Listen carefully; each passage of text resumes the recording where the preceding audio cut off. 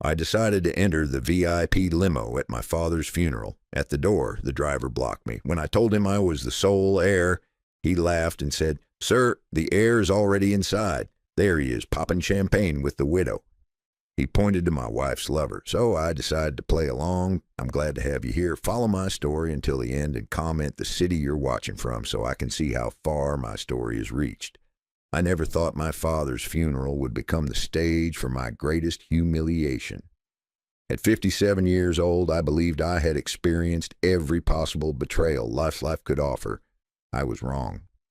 The black limousine sat gleaming in the cemetery parking lot, its windows tinted so dark they reflected the gray October sky like mirrors. My father, Harold, had specifically requested the VIP service for family members, and I walked toward it with what little dignity I had left after 3 days of viewing, condolences, and the suffocating presence of my wife Isabella's family. "Excuse me, sir." The driver stepped in front of me, his white-gloved hand raised like a traffic cop. He was young, maybe 30, with the kind of polished appearance that screamed expensive funeral home training. "This vehicle is reserved for immediate family only." I stopped, blinking in confusion. The morning drizzle had started to seep through my black wool coat, and I could feel the dampness settling into my bones. "I am immediate family. I'm Richard Covington. Harold Covington was my father." The driver's eyebrows rose slightly, and then something awful happened. He smiled. Not the practiced, sympathetic smile I'd been seeing all week, but something genuine and amused. "Sir, I'm sorry, but the heir's already inside." He gestured toward the limousine with a theatrical flourish that made my stomach drop. "There he is, celebrating with the widow." Through the tinted glass, I could make out shapes moving inside. The faint sound of laughter drifted out, followed by what sounded distinctly like champagne bottles clinking together. My throat went dry as the driver leaned closer, his voice dropping to a conspiratorial whisper. "That gentleman in there told us he inherited everything. Said the old man finally came to his senses about who really deserved the family fortune." The driver's eyes held a mixture of pity and entertainment. "You're welcome to wait outside, of course. I'm sure they'll let you ride in one of the regular cars." The world tilted sideways for a moment.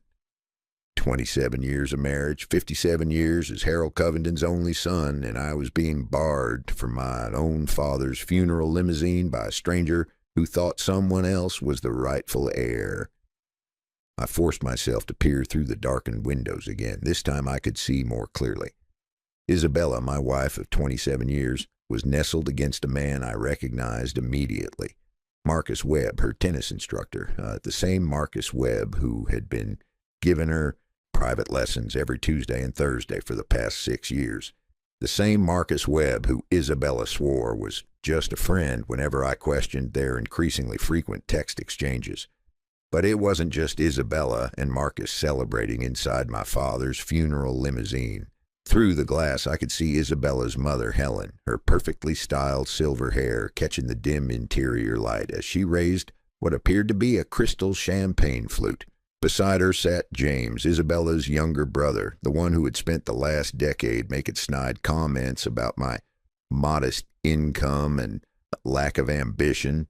They were actually toasting, at my father's funeral, in the limousine meant for grieving family members.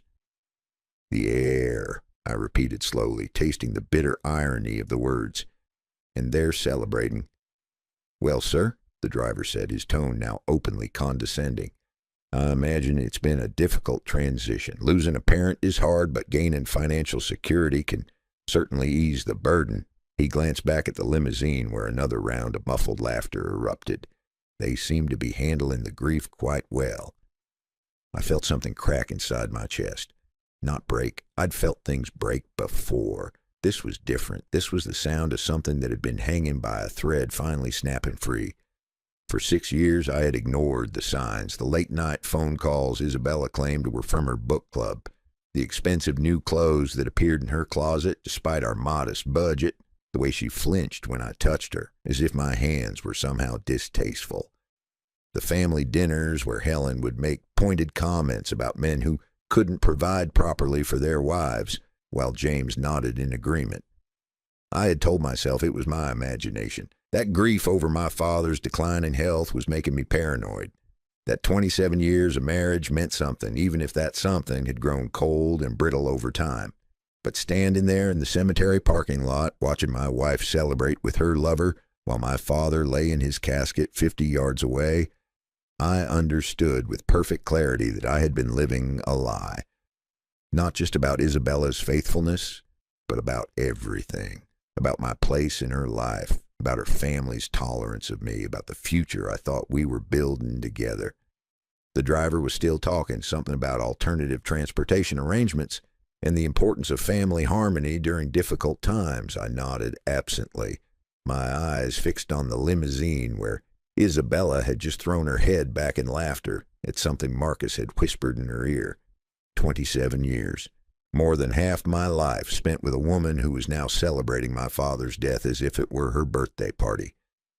"You know what?" I said finally, my voice surprisingly steady. "That's perfectly fine. I'll find another way to get to the cemetery." The driver looked relieved. "I'm sure that's for the best, sir. These family situations can be quite complicated." I nodded, reaching into my coat pocket to pull out my phone. My fingers brushed against something unexpected, a thick envelope I didn't remember putting there. For a moment I hesitated. When had that gotten there? But before I could investigate further, the limousine door opened with a soft electronic hiss. Isabella stepped out first, her black designer dress clinging to her figure in a way that probably cost more than my monthly salary. At 52, she was still beautiful, still the woman who had turned heads at our wedding all those years ago. Her dark hair was pulled back in an elegant chignon, and her makeup was flawless despite the early morning hour.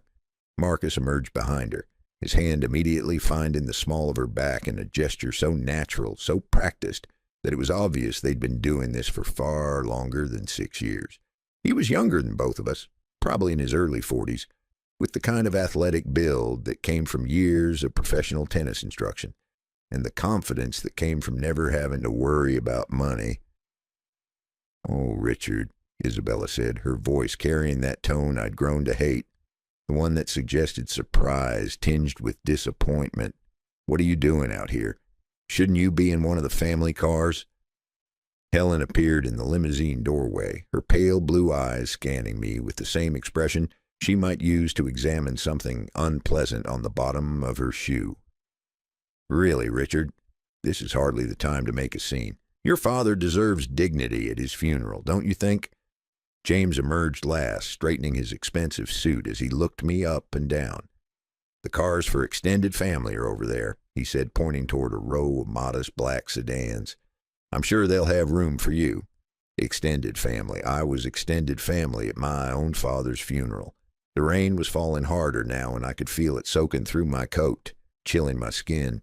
But something else was happening, too. Something that had been building for years was finally reaching its breaking point. I looked at Isabella, really looked at her, and saw something in her eyes I'd been missing. Not guilt, not shame, not even pity.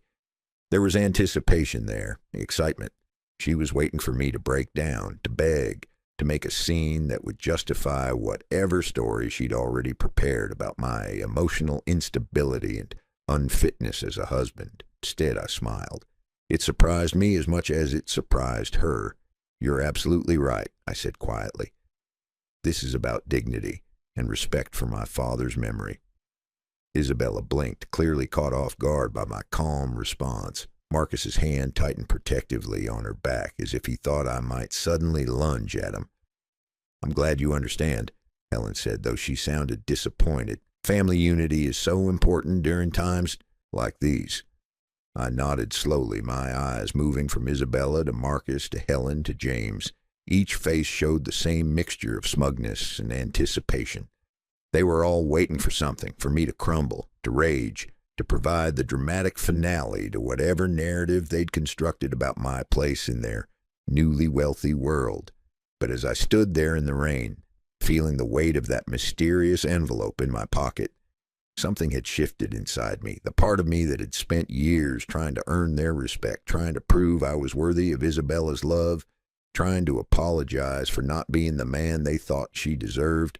That part was simply gone. In its place was something else, something colder, more patient, something that understood the difference between losing and choosing not to play. "I'll see you at the service," I said finally, my voice carrying a note that made Isabella's eyes narrow slightly. As I walked away toward the modest sedan that would carry me to my father's graveside, I heard Marcus say something that made the others laugh. But for the first time in years, their laughter didn't sting. It didn't matter. What mattered was the envelope in my pocket and the growing certainty that this funeral was not going to end the way any of them expected. The game was just beginning, and they had no idea they were already losing. The envelope felt heavier in my pocket as I sat in the back of the modest sedan watching the cemetery fade behind us. The other passengers, distant cousins whose names I barely remembered, made polite conversation about my father's long life and peaceful passing.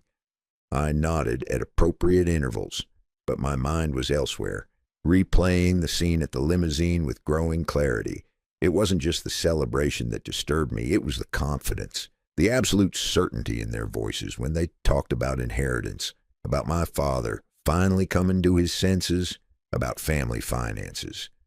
They weren't guessing about my father's will. They knew something. Back at my house, I finally had a moment to examine the envelope properly. It was cream-colored, heavy stock, with my name written in my father's distinctive handwriting across the front. Inside, I found a single key attached to a small piece of paper with an address I didn't recognize, and beneath that, a brief note. "Richard, if you're reading this, then they've already started lying. The safety deposit box will tell you everything. Trust no one else. Dad." The safety deposit box was at a bank I'd never heard of, located in a part of town I rarely visited. The elderly clerk who helped me seemed to be expecting my arrival, which struck me as odd until I realized my father must have made arrangements in advance. What I found inside changed everything. There were documents dating back 3 years, private investigator reports, photographs, bank statements, and most damning of all, copies of emails between Isabella and her family that made my blood run cold. But it was the letter on top, addressed to me in my father's handwriting, that made me understand the full scope of what had been happening in my own home. "Richard," the letter began, "by the time you read this, I'll be gone and they'll have made their move. I've known about Isabella's affair for 3 years now. I've known about her family's plans for almost as long. What you don't know is how deep this betrayal goes, or how carefully they've been planning your destruction." I had to read that sentence 3 times before it fully sank in. 3 years. My father had been watching my wife systematically betray me for 3 years, and he'd said nothing. At first, I felt a surge of anger. Why hadn't he warned me? But as I continued reading, I began to understand. "I wanted to tell you immediately," the letter continued, "but I realized that wouldn't protect you from what they were really planning. Isabella isn't just having an affair, son. She's been working with her family to position herself as your caretaker, to have you declared incompetent when the time comes to inherit my estate. They've been building a case that you're emotionally unstable, financially irresponsible, and incapable of managing significant assets." My hands were shaking as I turned the page. This wasn't just adultery. This was a long-term conspiracy designed to steal my inheritance by destroying my reputation and mental health.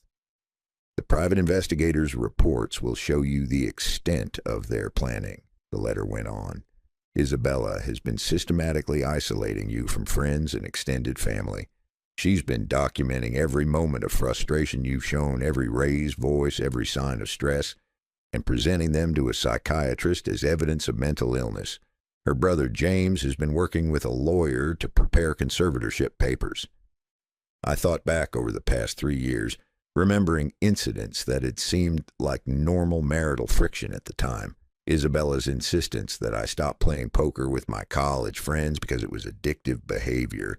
Her suggestion that I see a therapist for anger management after I'd raised my voice during an argument about her spending. The way she'd started recording our conversations on her phone, claiming it was to help us communicate better. Every memory took on a sinister new dimension. She hadn't been trying to help our marriage. She'd been building a legal case against me. The photographs were worse than the written reports. There were pictures of Isabella and Marcus together dating back 4 years, not the 6 months I'd suspected. Pictures of them house hunting in expensive neighborhoods, pictures of Isabella at lunch with lawyers, signing documents I'd never seen, but the bank statements were what made me physically sick. For the past 2 years, Isabella had been withdrawing money from our joint account, small amounts, never enough to trigger my attention, but adding up to nearly $15,000, money that I'd assumed was going toward household expenses or her book club activities, had actually been funding her secret life with Marcus. There were receipts for hotel rooms, expensive dinners, and shopping trips that coincided with days when she'd told me she was visiting her sick friend in the next town over. There were credit card statements for cards I didn't even know existed, all in my name, showing purchases of jewelry and lingerie that I'd never seen her wear. I was sitting in my father's favorite chair, surrounded by evidence of my wife's betrayal, when my phone rang. The caller ID showed a number I didn't recognize. Richard Covington? The voice was professional, crisp. This is Margaret Chen from Patterson, Chen & Associates. I was your father's attorney. I believe we need to meet immediately. The law office was located in the financial district, in one of those glass towers that made me feel underdressed even when I was wearing my best suit. Margaret Chen was a woman in her 50s with silver-streaked black hair and eyes that seemed to see everything. She shook my hand with a firm grip and gestured for me to sit in one of the leather chairs facing her massive oak desk. First, she said without preamble, let me express my condolences for your loss. Your father was a remarkable man and a careful planner. She opened a thick file folder and pulled out a document I recognized as a will. Second, I need to inform you that what happened at the funeral today was based on fraudulent information. My stomach tightened. What do you mean? Your father suspected that your wife and her family might try to interfere with his estate planning. About 6 months ago, he asked me to create 2 versions of his will. One was a decoy designed to look official, but containing false information about his assets and beneficiaries. The other is the real document, which only you and I know about. She slid the decoy will across the desk. I read it quickly, my heart sinking with each line. According to this version, my father had left everything to Isabella, with a note stating that he had lost confidence in Richard's ability to manage family assets responsibly. There was even a paragraph about my recent struggles with emotional stability and financial judgment. This is the version that Isabella somehow obtained, Margaret continued. Probably through theft, though we can't prove that yet. She's been showing it to people for the past week, claiming it's the official will. But it's not real? Absolutely not. Margaret pulled out another document, this one bearing official seals and notarization marks. This is your father's actual will, executed just 3 months ago. You, Richard, are the sole beneficiary of his entire estate, which includes not just his house and savings, but several properties and investments that Isabella doesn't even know exist. I stared at the document, reading my name over and over again. How much are we talking about? Approximately $12,400,000 in total assets. The number hit me like a physical blow. $12 million. My father, the man who had lived modestly in the same house for 30 years, who drove a 10-year-old car and clipped coupons from the Sunday paper, had been worth $12 million. But there's more you need to know, Margaret said, her expression growing darker. Your father didn't just suspect Isabella was cheating on you. He had proof, and he discovered that she and her family were planning to have you declared mentally incompetent so they could control your inheritance through a conservatorship arrangement. She handed me another folder, this one containing psychiatric evaluations that I'd never agreed to participate in. Evaluations based on observations provided by Isabella and her family, painting me as a man suffering from depression, anxiety, and financial delusions. They were going to wait until after the funeral, Margaret explained, for once Isabella was presumably in control of your father's money, they planned to have you committed for psychiatric evaluation. With these fabricated reports and Isabella's testimony about your deteriorating mental state, they probably would have succeeded in having a court-appointed conservator take control of your affairs. I thought about Isabella's behavior over the past few months. The concerned conversations about my stress levels, her suggestions that I might benefit from professional help, the way she'd started treating me like an invalid who couldn't be trusted with important decisions. She's been playing a long game, I said slowly. Very long and very carefully planned, but your father was smarter than they gave him credit for. Margaret smiled for the first time since I'd entered her office. The question now is, what do you want to do about it? I sat back in the leather chair, my mind racing. Isabella and her family thought they'd won. They were probably at my house right now, going through my father's papers, planning their next moves, celebrating their victory over the weak, emotionally unstable husband who was about to lose everything. They had no idea that their carefully constructed plan was built on a foundation of lies, and that the real will, the one that mattered, gave me not only financial freedom, but the power to decide how this story would end. I looked at Margaret Chen, this woman who had helped my father protect me even after his death, and felt something I hadn't experienced in years. Control. I want to give them exactly what they expect, I said finally. For now. Margaret raised an eyebrow. You want to let them believe they've succeeded? I want them to show me exactly who they really are. I want to see how far they'll go when they think they've won. I stood up, tucking the real will into my jacket, pocket next to my father's letter, and then I want to watch their world collapse when they realize they never had any power at all. For the first time in 3 years, I was the one with the secret, and unlike my wife, I knew how to be patient. When I walked through the front door of my house that evening, the atmosphere hit me like a wall of expensive perfume and barely contained excitement. Isabella was in the kitchen, her phone pressed to her ear, speaking in the animated tone she reserved for good news. Through the archway, I could see Helen and James seated at the dining room table, papers spread before them like battle plans. Yes, the reading's scheduled for tomorrow morning at 10, Isabella was saying. No, there shouldn't be any problems. Richard doesn't even know about the other properties. She laughed, a sound that would have warmed my heart 6 months ago, but now made my skin crawl. Trust me, by this time next week, we'll have everything sorted out. She noticed me standing in the doorway and quickly ended her call.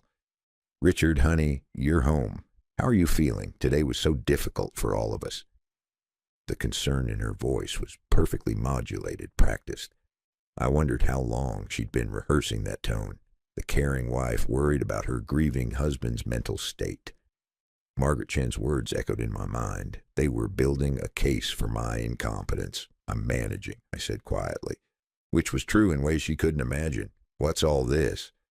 I gestured toward the dining room where Helen and James were pretending to read sympathy cards while clearly eavesdropping on every word.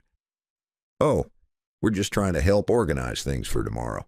Your father's will reading, the funeral arrangements, all those details that can be so overwhelming when you're grieving. Isabella's hand found my arm, her fingers cool against my skin. Why don't you sit down? You look exhausted. I can make you some tea. Tea. She'd been pushing tea on me for months, always insisting I finish the cup even when it tasted bitter.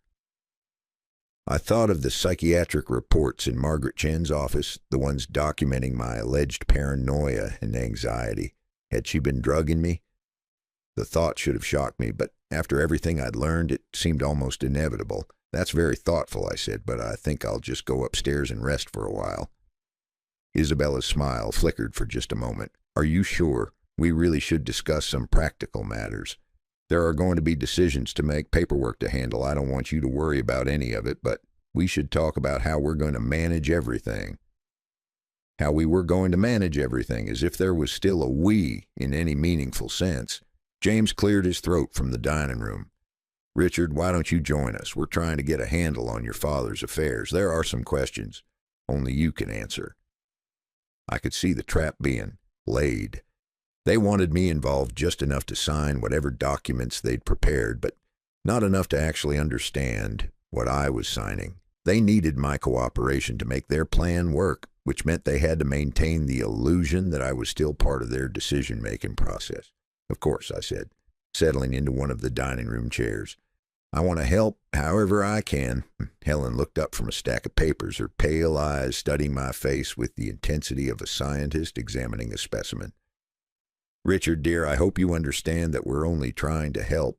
Managing an inheritance can be so complicated, especially when there are tax implications and legal requirements. Isabella and James have been researching the best ways to handle everything." I nodded, keeping my expression neutral while internally marveling at her audacity. They were discussing my inheritance, money that was rightfully mine, as if I were a child who needed adults to make decisions for him. James spread out what appeared to be legal documents across the table. "We've been in touch with an estate planning attorney. She says there are several steps we need to take immediately to protect the assets from unnecessary taxation and legal complications." I recognized one of the documents from Margaret Chen's files. It was a power of attorney form that would give Isabella complete control over my financial affairs. Another was a medical directive that would allow her to make healthcare decisions on my behalf if I was deemed unable to do so myself. "This all seems very thorough," I said carefully. "But shouldn't we wait until after the official will reading tomorrow before making any major decisions?"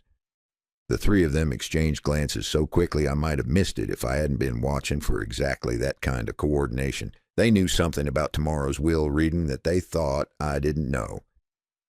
"Well," Isabella said, her voice taking on that patient tone people use with confused elderly relatives, "the thing is, your father's attorney already gave us a preliminary overview of the will's contents. It's just a formality at this point.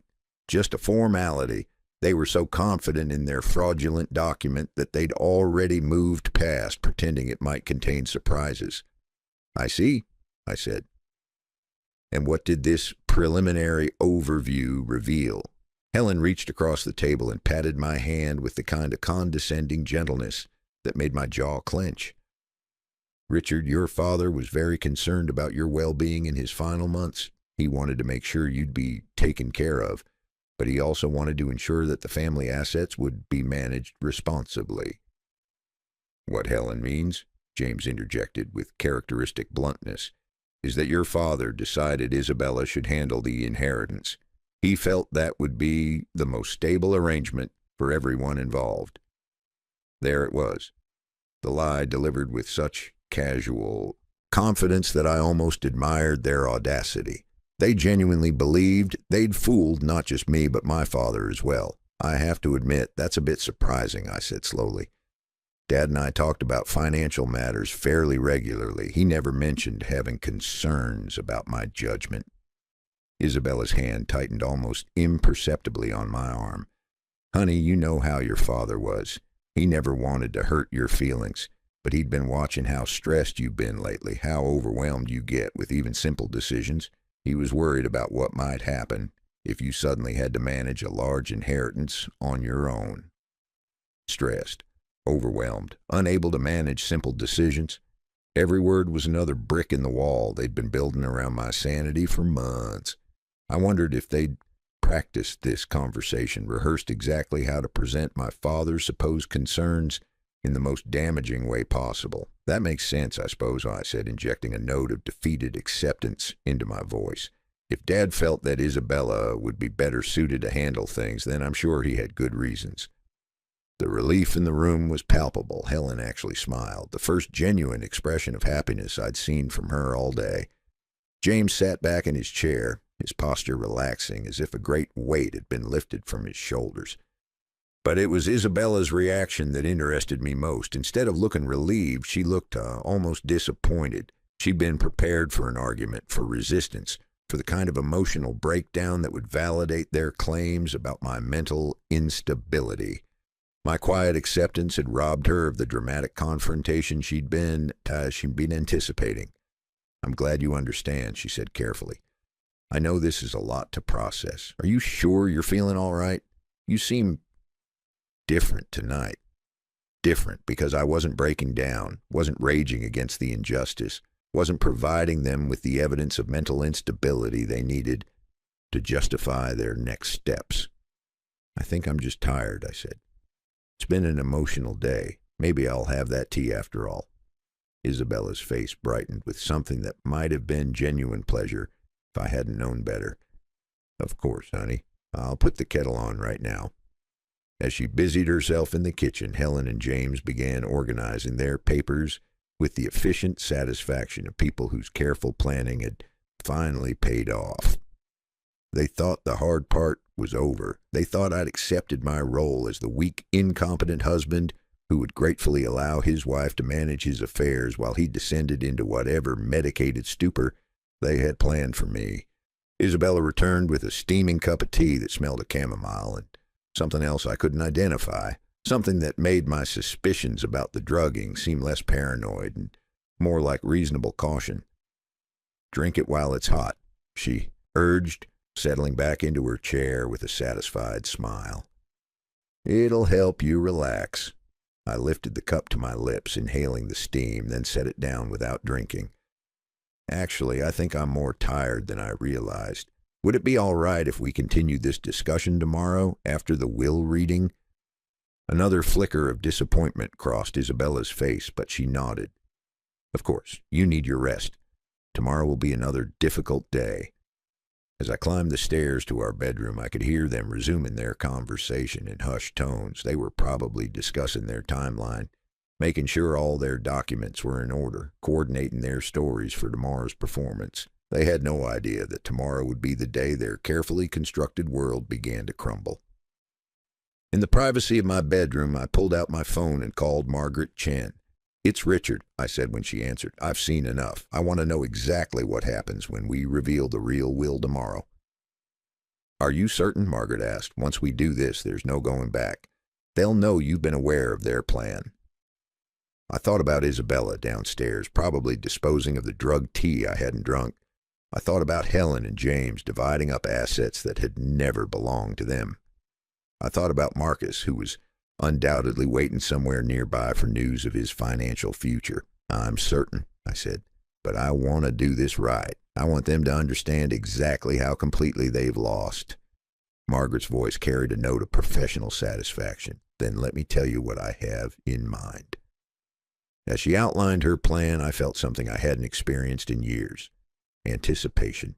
Not the sick dread that had become my constant companion, but genuine excitement about the future. Tomorrow, Isabella and her family would discover what it felt like to be the ones who didn't belong. Tomorrow they would learn that my father had been far smarter than they'd ever imagined. And tomorrow, I would finally stop pretending to be the man they thought I was and start becoming the man I was meant to be.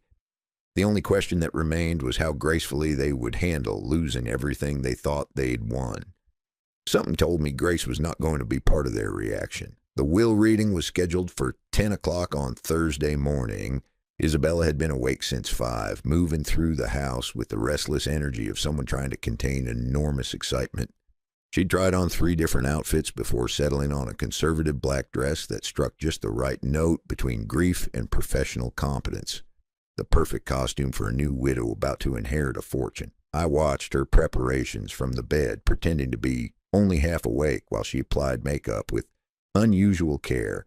She was getting ready for the most important performance of her life, and she wanted to look the part of the responsible, caring wife who would reluctantly accept the burden of managing her late father-in-law's estate.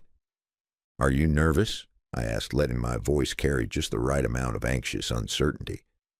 Isabella paused in front of the mirror, catching my eye in the reflection. "A little," she admitted. "It's such a big responsibility. I just want to make sure I handle everything properly, the way your father would have wanted."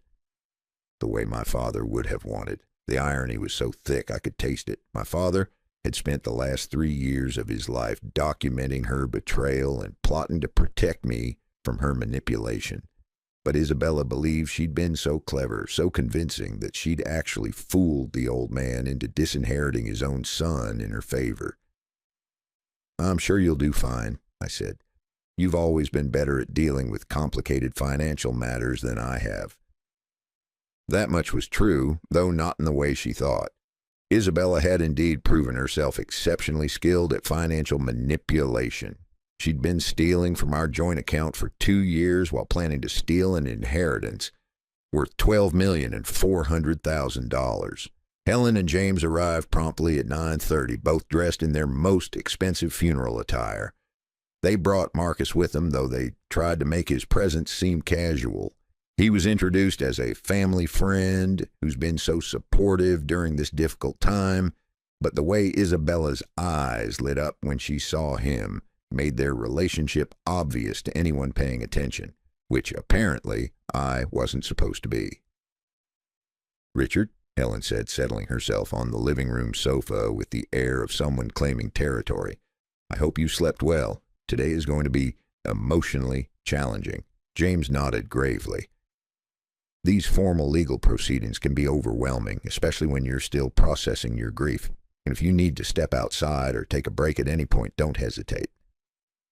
They were laying the groundwork for my expected emotional breakdown. They wanted witnesses to see me become upset, confused, unable to handle the stress of learning that my father had supposedly lost faith in me. It would be perfect evidence for their incompetency case.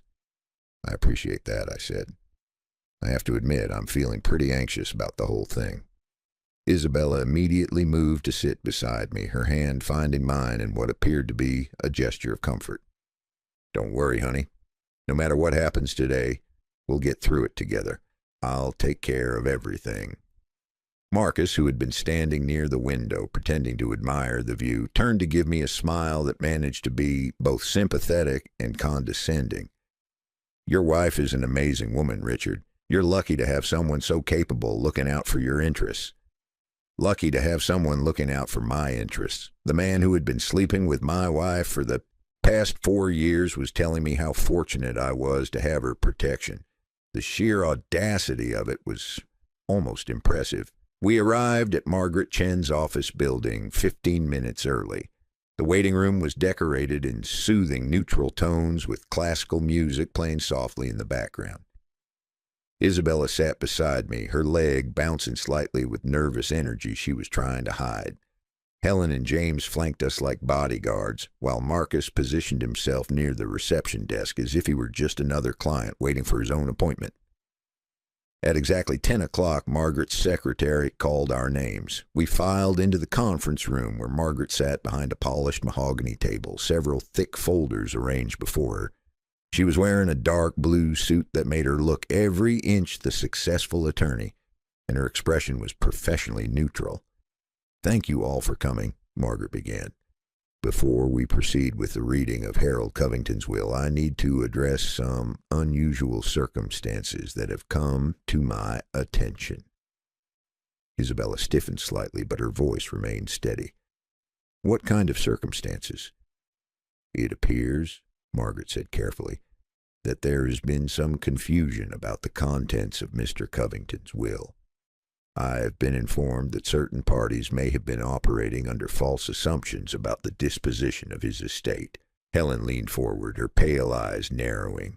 "I'm not sure what you mean. We were told that Isabella would be inheriting the bulk of the estate." "May I ask who told you that?" Margaret's voice was crisp, professional. There was a moment of silence before James cleared his throat. We saw a copy of the will. Isabella found it among Harold's papers." Margaret nodded slowly. "I see. And this document you found, did it appear to be official, properly notarized and witnessed?"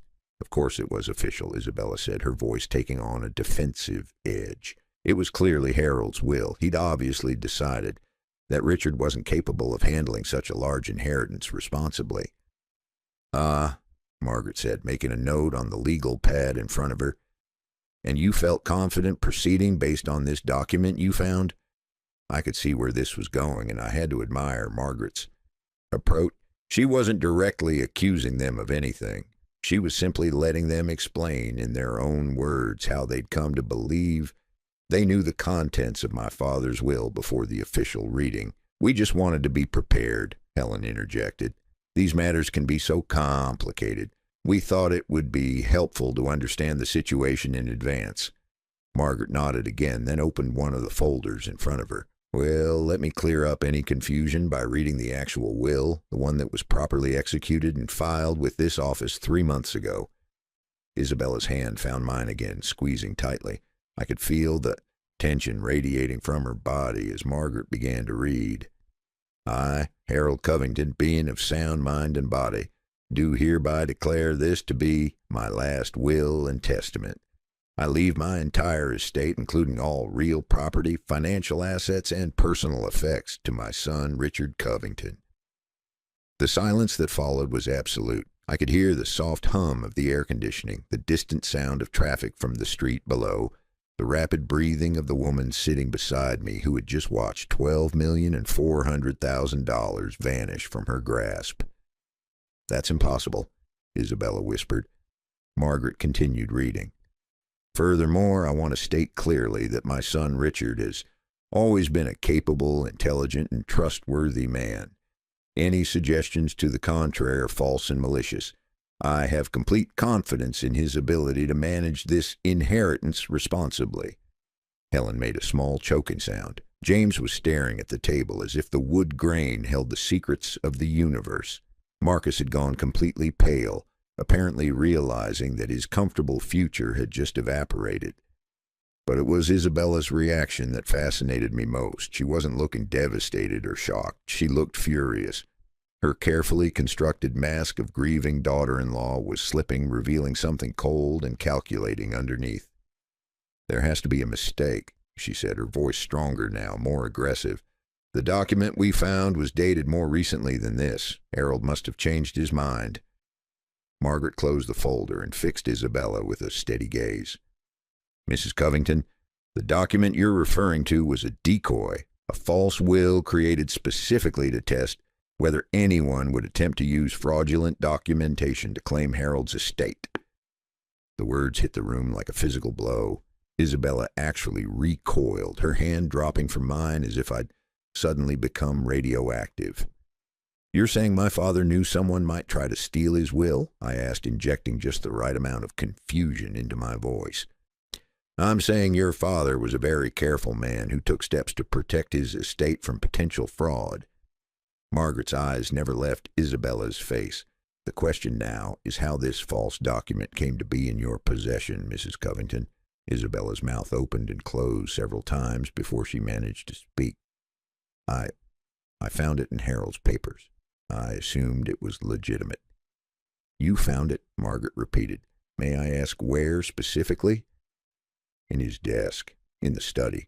Margaret made another note. "Interesting, because according to my records, the only copies of that decoy will were stored in this office and in a safety deposit box that only Harold and I had access to. It was never taken to his home." The trap was closing, and I could see Isabella beginning to panic. Her carefully planned story was falling apart, and she was starting to realize just how thoroughly my father had outmaneuvered her. "There must be some explanation," Helen said desperately. "Perhaps Harold gave Isabella a copy to review to prepare her for the responsibility." "That's certainly possible," Margaret acknowledged. "Of course, that would mean Harold was deliberately giving her a false document while planning to leave everything to Richard anyway. That seems, unlikely." James was sweating now, his expensive suit looking suddenly rumpled. "Look, obviously there's been some kind of misunderstanding. The important thing is that Richard gets what's rightfully his. We never wanted anything that didn't belong to us." That was a lie so blatant it was almost funny. They'd been spending my inheritance in their heads for months, planning their new lives as wealthy people. James had probably already picked out the luxury car he was going to buy with his share. But Margaret wasn't finished. "Actually, there's one more thing. Harold left specific instructions for a secondary reading to be conducted only if someone attempted to use the fraudulent will." She opened another folder, this one much thicker than the first. "He wanted me to read this additional statement in the presence of anyone who had claimed knowledge of his estate plans before the official reading." Isabella was gripping the arms of her chair so tightly her knuckles had turned white. "What kind of statement?" Margaret cleared her throat and began to read in a voice that carried the weight of judgment from beyond the grave. "If this secondary reading has taken place, it means that someone close to Richard attempted to defraud him of his rightful inheritance. To those people, I want to say this. I knew about your plans long before you implemented them. I knew about the affair. I knew about the forged psychiatric evaluations. I knew about the money stolen from joint accounts. And I knew about your intention to have my son declared incompetent so you could control his inheritance through conservatorship. The color drained completely from Isabella's face. Beside her, Helen made a small, whimpering sound. Furthermore, Margaret continued, and I have documented evidence of all these activities, which I have left in Richard's care, along with instructions on how to proceed legally if he chooses to do so. The room was so quiet I could hear my own heartbeat. Everything they'd worked for, everything they'd planned, everything they'd celebrated just 24 hours ago had not only disappeared, but turned into a potential criminal liability. Margaret closed the folder and looked around the table. That concludes the reading of Harold Covington's will. Richard, if you'd like to stay for a few minutes, we can discuss the practical aspects of managing your inheritance. Everyone else. She paused meaningfully. I believe you have some personal matters to sort out. Isabella stood up so abruptly her chair scraped against the floor. Her face was a mask of barely controlled rage, all pretense of loving concern finally abandoned. This isn't over, she said, her voice low and dangerous. I looked up at her, really looked at her, and for the first time in our 27-year marriage, I saw her clearly. Not the woman I'd fallen in love with, not the wife I'd tried so hard to please, but the stranger she'd always been underneath. Yes, I said quietly. It is. As they filed out of the conference room in stunned silence, I realized that the most remarkable thing wasn't that I'd won, it was that I felt nothing but relief. The war was over before they'd even realized it had begun. The silence that followed Isabella and her family's exit from Margaret Chen's office was profound, but it wasn't peaceful. It was the kind of silence that comes before a storm, heavy with unspoken threats and barely contained fury. Through the conference room's floor-to-ceiling windows, I watched them cluster in the parking lot below. Their animated gestures and heated expressions telling me everything I needed to know about their state of mind. Margaret closed her folders with the satisfied precision of someone who had just executed a perfectly planned legal maneuver. How are you feeling, Richard? Relieved, I said and meant it. But also concerned about what they'll do next. Isabella doesn't handle defeat well, and she's had 27 years to study my weaknesses. Margaret nodded thoughtfully. Your father anticipated that.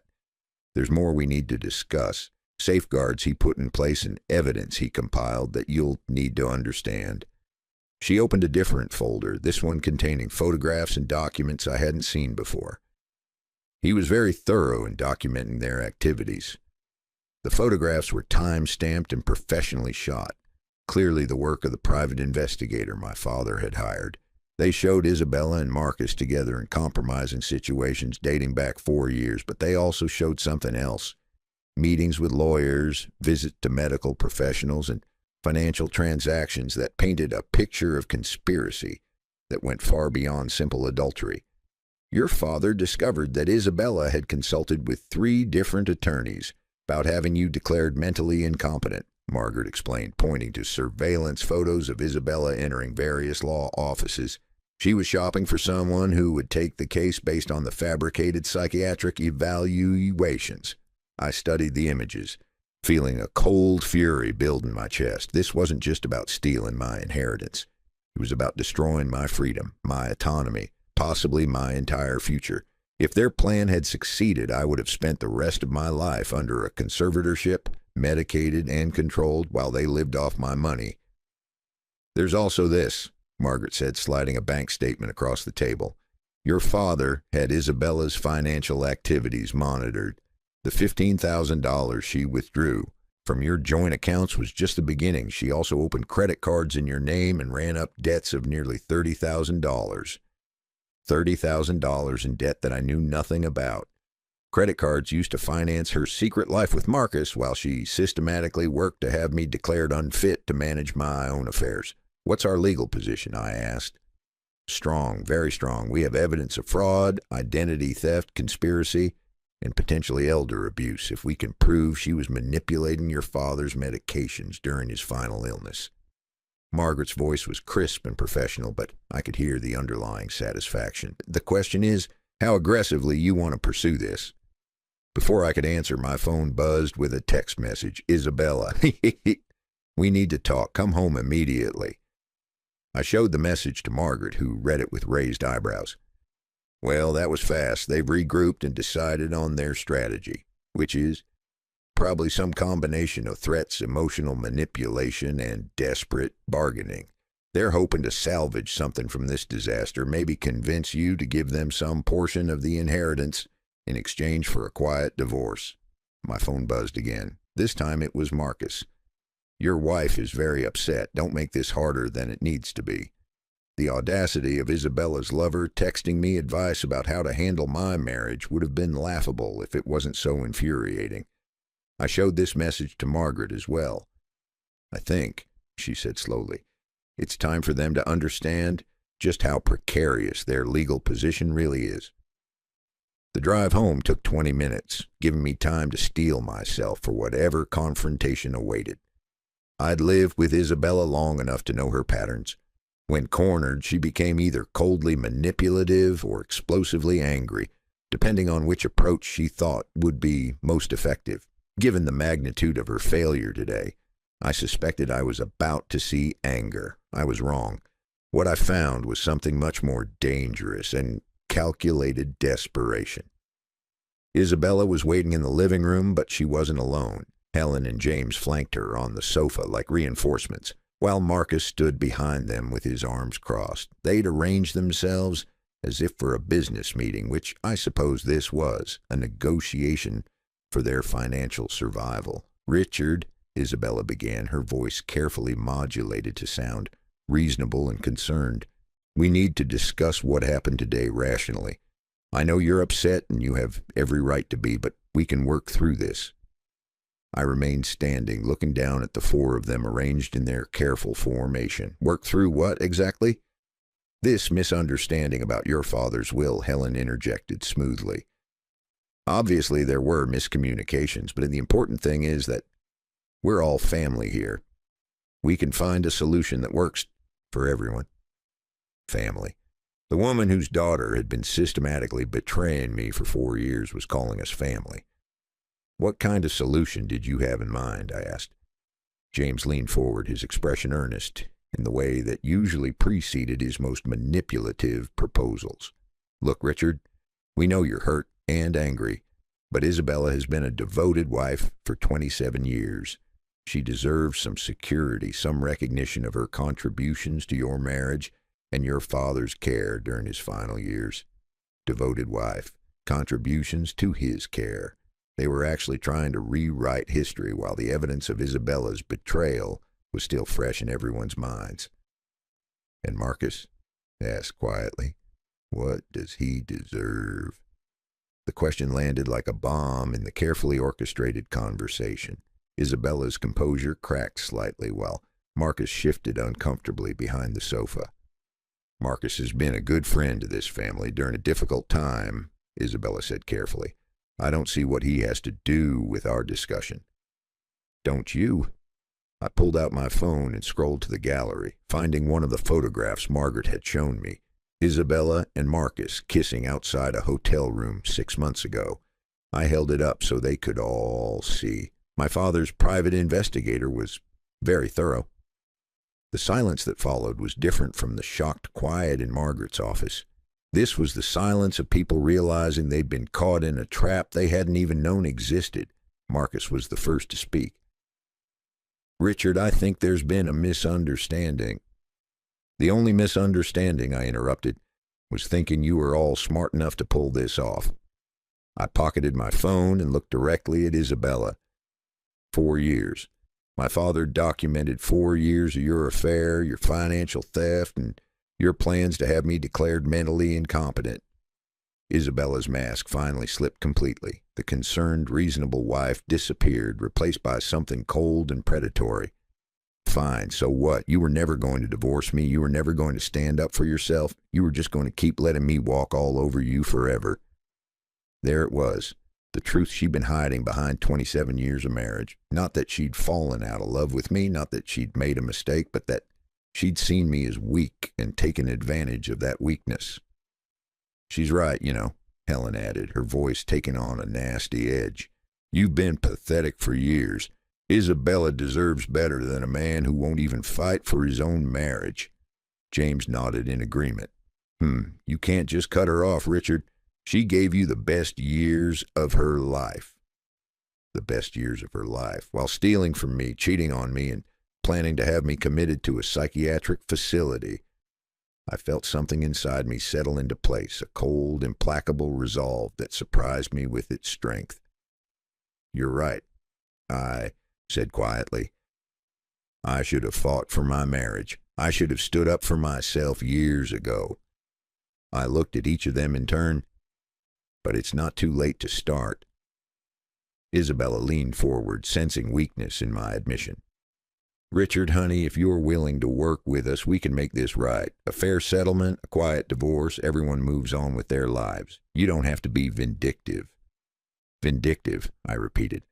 That's an interesting choice of words.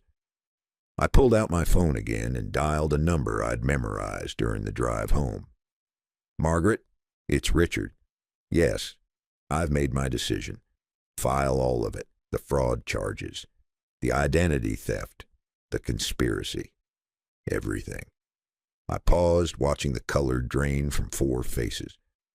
And contact the district attorney's office about the elder abuse angle. If Isabella was medicating my father without his knowledge, I want that investigated too. Isabella lunged toward me, her hand reaching for my phone. You can't do this. Richard, please think about what you're doing. I stepped back, easily avoiding her grab. For the first time in our marriage, I was the one with all the power, and she was the one begging. I have thought about it, I said. I've thought about 27 years of marriage to someone who saw me as a mark to be conned. I've thought about 4 years of sleeping next to someone who was planning to have me declared mentally ill so she could steal my inheritance. And I've thought about what my father would want me to do with the evidence he spent 3 years collecting. Marcus stepped forward, his athletic build suddenly seeming less impressive and more desperate. Look, man, this has gone far enough. Isabella made some mistakes, but you're talking about destroying people's lives here? No, I said, surprising myself with the steadiness of my voice. I'm talking about consequences, something you've all managed to avoid for far too long.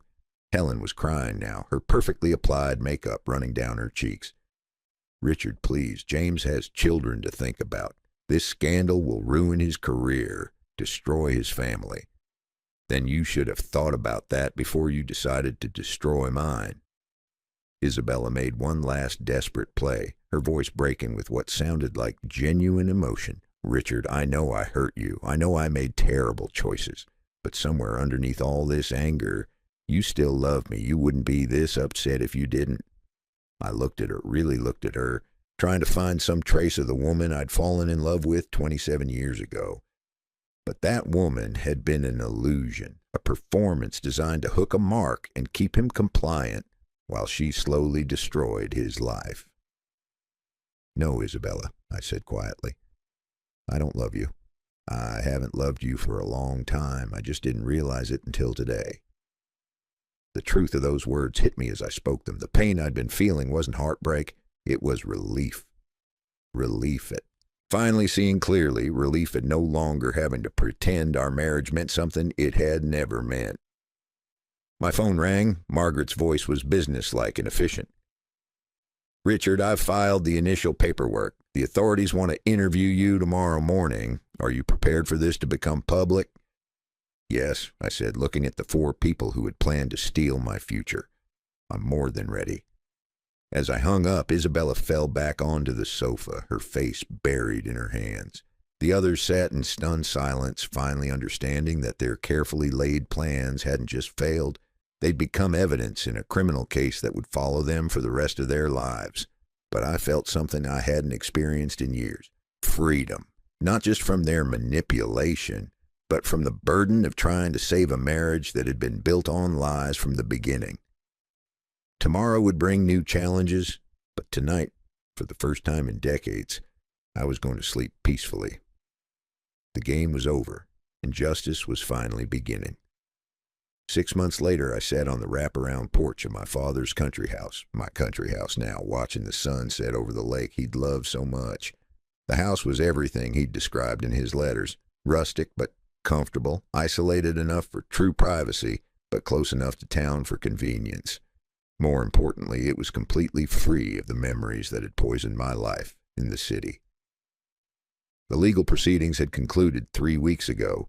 Isabella pled guilty to fraud and identity theft in exchange for a reduced sentence, 18 months in minimum security prison, followed by community service.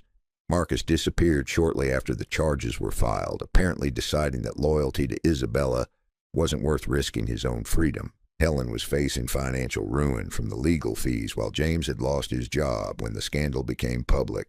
But the real victory wasn't their punishment. It was the peace I'd found in their absence. I'd discovered things about my father's life that he'd never shared with me. The country house was just one of several properties he'd quietly acquired over the years. There was also a cabin in Montana, a small apartment in Paris, and a beachfront cottage in Maine. He'd been planning a very different kind of retirement than the modest one he'd pretended to envision. More surprisingly, I'd found journals dating back 20 years where he'd documented his growing concerns about Isabella. He'd never liked her, had never trusted her apparent transformation from the ambitious young woman I'd married to the supportive wife she pretended to become, but he'd also understood that I needed to discover her true nature for myself in my own time. The hardest thing about being a parent, he'd written in an entry from 2 years ago, is watching your child make mistakes while knowing that preventing those mistakes would rob them of the strength that comes from overcoming them. Richard is stronger than he knows, but he'll never discover that strength as long as I'm fighting his battles for him. He'd been right. The man who had meekly accepted Isabella's betrayal for 4 years would never have survived what followed. But the man who had emerged from that destruction was someone I was finally learning to respect. The financial windfall had been life-changing, but not in the way people might expect. Having $12,400,000 didn't make me feel wealthy. It made me feel free. Free to choose where to live based on what brought me peace rather than what I could afford. Free to pursue interests I'd abandoned during my marriage because Isabella had deemed them immature or impractical. Free to discover who I was when I wasn't constantly trying to earn someone else's approval. I'd started writing again, something I hadn't done since college. Nothing ambitious, just observations about lake life, memories of my father, reflections on the strange process of rebuilding a life from scratch at 57.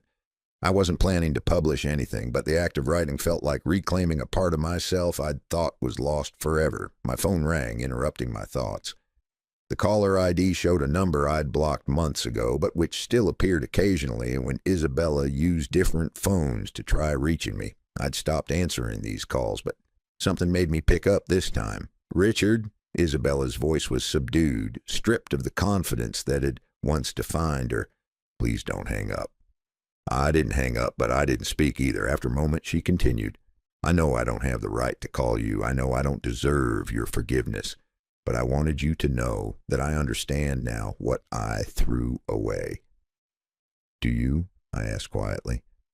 "I had a good man who loved me, and I treated that like it was worthless. I had a stable life, a future, and I gambled it all away for someone who disappeared.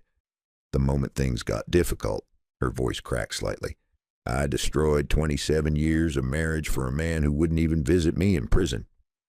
There was silence on the line. I could hear her breathing, could almost feel her waiting for me to offer comfort, forgiveness, some sign that our shared history meant something despite everything that had happened. "Isabella," I said finally, "I hope you find peace. I hope you learn to be the person you were pretending to be all those years. But I won't be part of that journey." "I understand." Her voice was barely above a whisper. I needed you to know that you weren't the failure in our marriage. I was." After I hung up, I sat in the growing darkness, thinking about forgiveness and healing and the strange paths that lead us to the lives we're meant to live. I didn't hate Isabella anymore. That had faded months ago, replaced by something closer to pity.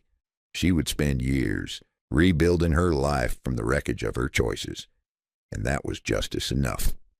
But more importantly, I no longer needed her acknowledgement of my worth to feel whole.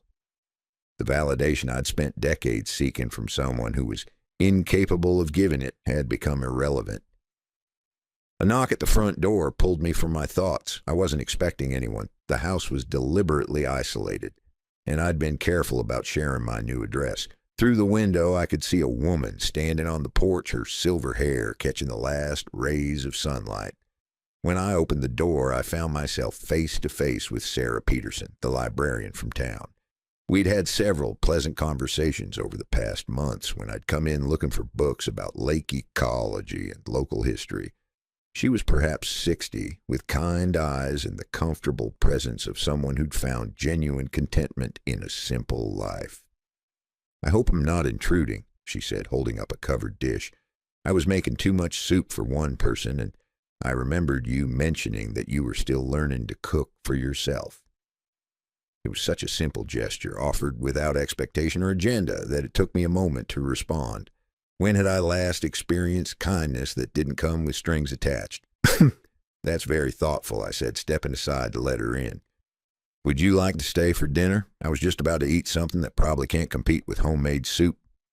Sarah smiled, and for the first time in months, I felt something stir in my chest that wasn't grief or anger or relief. It was possibility. We talked for 2 hours over soup and wine, about books and travel, and the peculiar satisfaction of watching seasons change from the same window every day. She told me about her late husband, a teacher who died 5 years ago, and about the quiet life she'd built around the library, her garden, and a small circle of friends who valued substance over appearance. When she left, she didn't hint about future meetings or make elaborate plans. She simply said, "Thank you for a lovely evening," and walked out into the night with the casual confidence of someone who knew her own worth. I cleaned the dishes slowly, thinking about the difference between loneliness and solitude.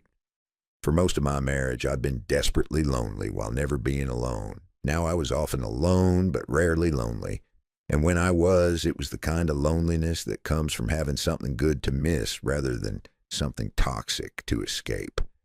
Later, sitting by the fireplace with a book I was reading purely for pleasure, I thought about my father's final gift. It wasn't just the money or the properties or even the evidence that had freed me from Isabella's manipulation. It was the example he'd set, the quiet strength of a man who'd planned carefully, acted decisively, and trusted his son to become the person he was meant to be. At 57, I was finally discovering what it felt like to live without fear. Fear of disappointing someone, fear of being abandoned, fear of not being enough. The inheritance had given me financial security, but the real treasure was the knowledge that I could survive anything, betrayal, humiliation, loss, and emerge stronger. My phone buzzed with a text message, but this time it wasn't from Isabella, it was from Sarah. "Thank you for tonight. If you're interested in that book club I mentioned, we meet Thursday evenings at the library." I looked around the quiet house, at the life I was building from scratch, and realized that for the first time in decades, I was excited about the future. Not because I'd gotten revenge on the people who'd wronged me, but because I'd finally learned to value myself enough to choose peace over chaos, authenticity over performance, and genuine connection over desperate attachment. The 27-year-old man who'd married Isabella Whitfield had been looking for someone to complete him. The 57-year-old man sitting by this fireplace had learned to be complete on his own, which meant he was finally ready to share his life with someone who could appreciate what he offered rather than exploit what he lacked. I typed back, "I'd like that very much." Outside, the lake lapped gently against the shore, and an owl called from somewhere in the darkness. Inside, the fire crackled softly, and for the first time in my adult life, I felt truly at home. The inheritance my father had left me wasn't just money, it was freedom. Freedom from people who saw me as weak, freedom from relationships built on deception, and freedom to discover what genuine happiness looked like for a man who'd spent most of his life settling for less than he deserved. As I headed upstairs to bed, I caught sight of my reflection in the hallway mirror. The face looking back at me was older, weathered by betrayal and loss, but there was something in the eyes that hadn't been there 6 months ago. strength, peace. The quiet confidence of a man who'd learned to trust his own judgment. Tomorrow, I would join a book club, not because I was lonely, but because I was ready to share the contentment I'd found. I would continue writing, continue exploring this new life, continue being surprised by the possibilities that opened up when you stopped trying to fix what was irreparably broken and started building something new. My father had been right about so many things, but especially about this. Sometimes the greatest gift you can give someone is the space to save themselves. Isabella and her family were still trying to salvage something from their old lies, but I had moved on to a truth that was entirely my own, and for the first time in 57 years, that truth was more than enough.